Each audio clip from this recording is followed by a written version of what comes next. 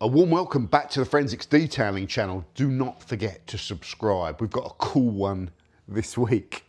It's another Hall of Fame series. We're getting through them. There's not so many waxes left in our Hall of Fame.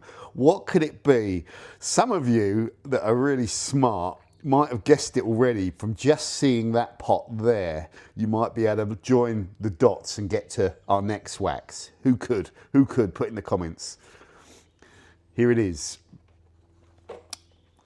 Okay, so let's just read the label. This is Angelwax Heaven Sent Wicked Finish Enigma Ceramic Detailing Wax. Now, in 2025, which is the year we are shooting this video, the concept of a ceramic,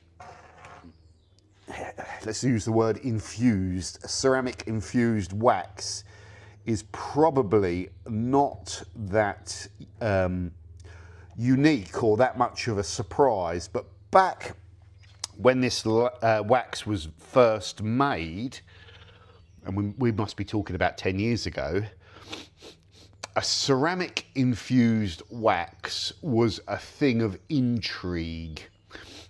Why? Because we were in the first era of people moving away from paste waxes, and they were still very popular 10 years ago. And ceramic coatings were out, and they were very glamorous, and they were the future of kind of how we protect our car.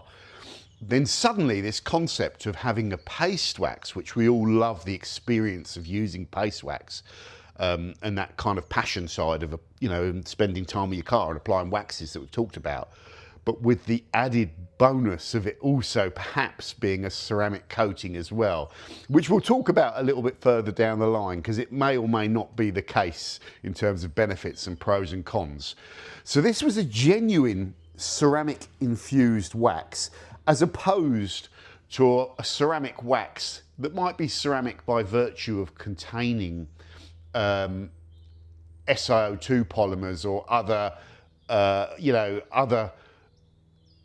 SiO2 or Si family of materials that could merit it then being called a ceramic wax when it wasn't really a ceramic wax. So a true ceramic wax needed to take the raw materials, the core resins used in a ceramic coating, in particular a particular form of silane, and then that needed to be blended in with a paste wax. That is a true ceramic wax. And back then, 10 years ago, there was three of them, three rings, the three rings of power, if any of you have been watching the new Lord of the Rings series. This was one of the three rings of power. Angelwax Enigma, Fireball Fusion was the other true ceramic wax, as far as I know. And Kamikaze had one as well. I can't remember what it's called. Kamikaze, you put in the comments. Was it ultimate ceramic or something? I can't remember. A lovely little pot. They were the three rings of power. And then quite rapidly after that, more ceramic waxes came in. I think Adams made a true ceramic wax with the Patriot wax, I think. Or was not the Patriot, but Adams released one that claimed to be a true ceramic wax. There may have been another one that came along as well around that three rings of power time, but my memory is failing me. So put in the comments if you know about the history of the true ceramic waxes and their sort of publication or launches, and which was the first one, I don't really know. So there's some little history about this.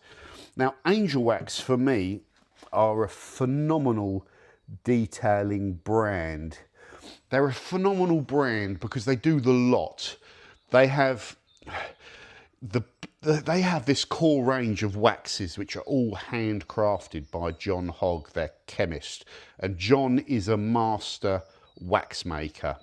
He's a master wax maker and makes the waxes by hand and hand pours them all himself. And I love that, and I'm looking for that when I invest in waxes. And this wax has cost me £200 for however much is in there. 250 mils, so you do get quite a lot. So it's a very expensive premium high-end wax. Now here's an example of why I love Angelwax. Back in 2018, John must have created this pot of wax and made a whole brew of them and just sent them out to people to say Merry Christmas. And then you look at, forget that bit of green tape around it. I cracked the lid, so I'm just doing that to keep it sealed. When I find another lid that fits, I'll put it on. But then you go and create like the hat and you put the things on the side. To do that, that is all of the fun in wax making. And you know, how many companies will go and do a pour like that and then make something unique and send them out to people that they know to say Merry Christmas? What a class act that company are, what a class act. And you can see from this wax how the attention to detail. It's in a glass jar. It is the ice rink pour. It's beautifully blended. It's a thing with John Hogg's waxes. They always seem to be a balanced blend rather than like a real carnauba heavy, grainy, old school wax. There's a black balance to their blends, which gives it like a balm-like quality. They do use oil in their waxes, I believe, as well. Although their formulas are all different. They have a range of waxes through to very simple organic waxes, through to complicated waxes like the Fifth Element that can do durability. And this Angelwax Enigma was a real showcase of their ability to be one of the first to play around and blend ceramic coating in waxes. I had a go, but I just used the coating and chucked it in. I didn't get on so good, but never mind.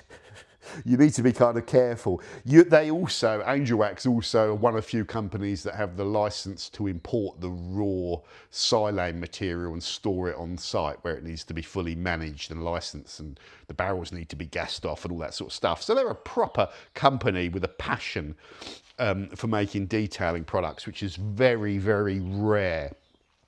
Just got some notes that I made to help me with this. They've also got like unique products, and that unique chemistry runs through their product line with their sort of titanium spray, their waxes that we just talked about, the Enigma range of ceramic infused products that weren't just waxes, you know, their atomic graphene range, you know, ceramic coatings as well. I think they play around with ceramic coatings, and you know, there's a uniqueness to everything they do, which I really love. I also love personally the fact that Angelwax are another one of the mature brands out there. I've been featuring their products for a long time on my channel, including doing a brand review, one of very few brands that we'll do a brand review on. And over the years, they've been in many tests that we've conducted. Sometimes they may lose those tests or come last, or I might not like the product. And I say why, and I never get any grief from them. And then other times, their products are outstanding and they prove the performance and they win the tests. For example, H2O won our glass sealant mega test with pro detailers. Angelwax Regenerate, I thought, was the best single stage polish when I did the testing, because it was just top class abrasive, but also like half the price of some of the other ones. The price of it was phenomenal for really high quality abrasive. So they can ace products, and they have market leading products in certain areas, and they're backed up with all this wonderful range of, I think, Mastercrafted handmade paste wax. So there, look at the pour on that. Look how precise it is. Look at it. That's the first time I think I've had the lid off just to stare at it. Look at the wax. You know, when a hot wax goes in there, if it's not poured carefully and you get that hot bit going around the edge, then that hot bit sets as a thin layer and then it flakes off in transport and you get all those crumbs around the ring. That's got to be one of the best carefully poured waxes we've featured so far, along perhaps with the Auto Glim ultra high definition wax, where the real care has gone into that ice rink. Phenomenal. Now, let me just before we put this down on the car, which we take our time with these videos because I want to capture, you know, all the history and all that sort of stuff. So this is a slow paced kind of video. Let's just have a read what they say. This is our unique state-of-the-art detailing wax, incorporating complex ceramic molecules which have been designed and formulated to offer outstanding durability paired with uncompromising high gloss. Unlike conventional detailing waxes, sorry about the focus, the ceramic components within Angelwax Enigma, what's going on with the focus? Bond to the vehicle surface whilst filling microscopic holes in the paintwork to ensure a completely smooth and level finish. And I remember John's kind of technical piece on that, yeah, if you think of the wax particles as big stones, then the ceramic particles are tiny bits, tiny molecules of cement in between that fill in all the gaps and give you a more even kind of formulation. Okay, that's beyond my knowledge. I could just about work out how to melt them. Directions. So apply it to a clean, well-prepared surface, one panel at a time, and leave for a couple of minutes before removing with a clean, dry microfiber cloth. So it's also relatively simple to apply. A couple of minutes. A couple means two, roughly. So we've got our Zano borderless blondes that we're using for all of these waxes to buff them. Someone was saying they're really expensive. Yes, they are. They're really expensive. Like, you can use cheap, you know, you can use cheaper ones if you want, but I've got these. I bought them. They cost me a fortune, so I'm going to use them, and they're brilliant. So they're ideal for this Hall of Fame series. You know, what you should do is, if you really like them, but you feel they're too expensive, you should email Zano and tell them that you're interested, but it's too expensive, and then maybe they'll drop the price. Now this wax, yeah, you can tell, like with Angelwax Enigma, when you kind of disturb it, you know, the ice rink, and you pick up your wax, there is this oiliness to this wax there's an unusual quality to the oiliness of this wax that you can almost see or get a feel for the ceramic kind of material in it. It's hard to explain. You probably were right having a little sniff of this. Yeah, it smells fine. It has low aromatic solvents in it. People are very worried about smelling ceramic coatings generally, because you can get a tiny amount of silane vapour in there, but that would more be a problem if you're installing coatings all day long in an area that's not well ventilated. So you could probably have a little sniff of that. Mostly what you're going to get is the solvent carrier for the wax. Now we're going to go right on with this wax right here. Ooh, got my chair ready. And I just want to, as always, I just want to show you the kind of wax going on. So technical comments with this wax. It doesn't like heat like a lot of waxes, so applying this outside on a hot summer's day, you might find it a little bit oily and a little bit different to kind of other products and, you know, liquid spray sealants and stuff which can cope with heat a little bit better. Waxes will just generally, your panels should be cool. My car's in the garage, so I've got this ideal kind of scenario to apply the wax. I'll say this is not the smoothest, silkiest, butteriest wax I've ever applied. It is kind of, it's oily, but it's kind of a drier wax, which sounds like a counter kind of whatever the word is.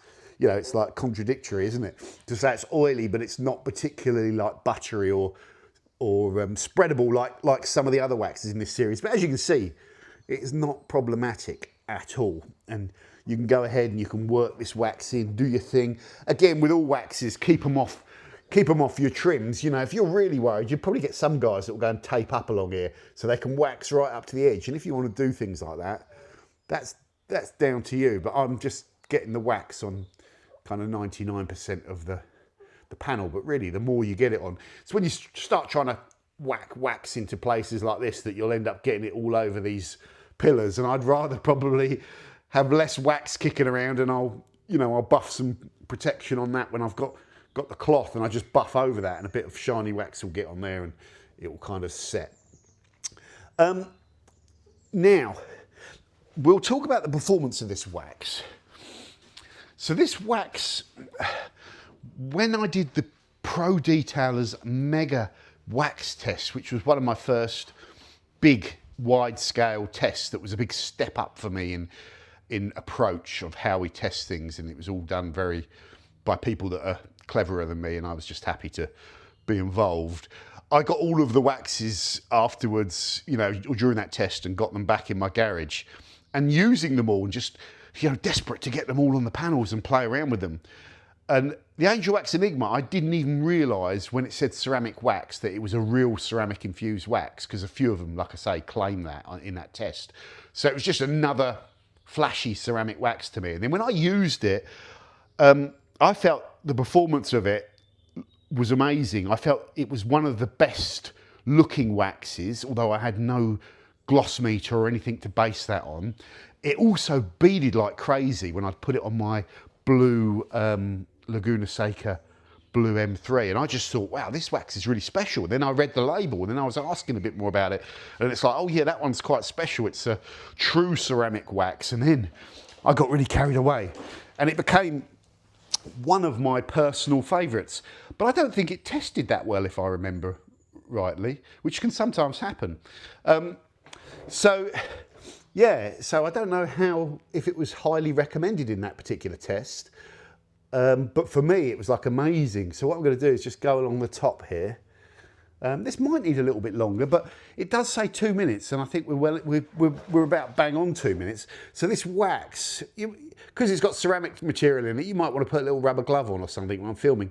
This wax does start to toughen up a little bit, but it hasn't dry cured, and that's kind of quite common with a lot of Angelwax waxes. They don't like completely cure out like a sort of like the Autoglim high definition wax, and they don't leave you that sort of soft film of wax. You just let them stiffen slightly, and then you take a lovely cloth like this and you buff it all back, and you get a nice shiny finish, and you've got a film of that material there that I then, you know, it will stay on the car, but it will also go on to harden and do whatever it needs to do. And indeed, on the label, it says that it's going to bond to the surface of the car. Is that because of the ceramic material in it? I don't know. That's a bit of an interesting area for me. Some of the other stuff, there was cynicism. There was cynicism towards ceramic waxes, that they were just kind of gimmicks, and they weren't really giving you any additional value. I think you're always going to get a bit of that, and there is some truth to that perhaps with some waxes that claim to be ceramic. But the thing is, the hassle of trying, if you're a wax maker, of going to the extent of getting the silane and working out how to blend it in there and playing around with that is vast, and most detailing companies can't do that. You know, for a start, they've got to be a wax maker first of all. You know, although some of the manufacturers behind the scenes will have played around with it, but predominantly, if you're going to play around with the real silane back then, you had to be a wax maker. You had to be able to get hold of some. And if you knew the right people, you might be able to get hold of some. If you were a smaller wax maker, you might be able to get like a litre of silane, you know, the silane kind of product in its raw form. And you might be able to have a go and make a small batch of it. But you'd need a regular supplier of that material. And like I say, you can't typically buy that in small quantities, and you need a license to buy it in larger quantities. I've got some little water spots there, so right there. So my prep could have been a little bit better, but never mind. Yeah, so this wax, if you're all organised and you're doing this like in a garage now, so I've just done one panel and I've spent way longer than I needed to to apply this. You could have done it a lot quicker. What are the hydrophobics like on this wax? Well, let's just get our miracle water. Hold on, close the door here. Okay, and let me show you. Yeah, really beady. You can get the beads on the side of the car, which is a cool feature. It's just a really beady hydrophobic wax. It has really cool contact angles. It does the hydrophobicity thing, because a lot of people, that's a requirement for a lot of people with waxes. I think they like beads and waxes go hand in hand together. You probably shouldn't get this wet either. So I'm breaking that kind of rule about if you're applying this. Yeah, interestingly, actually, this cloth is now kind of infused with a hydrophobic wax material, which is it's not going to help it pick up that water. So I'll just make sure I've got this done. Yeah, that's it. That's bone dry now. yeah, there we go. So,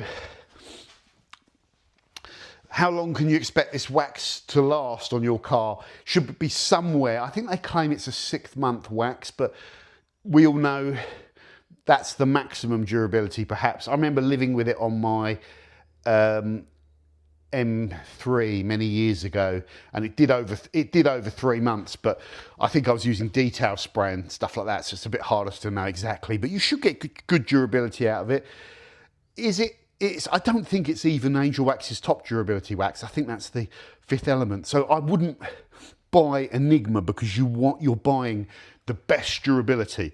And now here I'm going to say something that is, well, here's the thing with Enigma.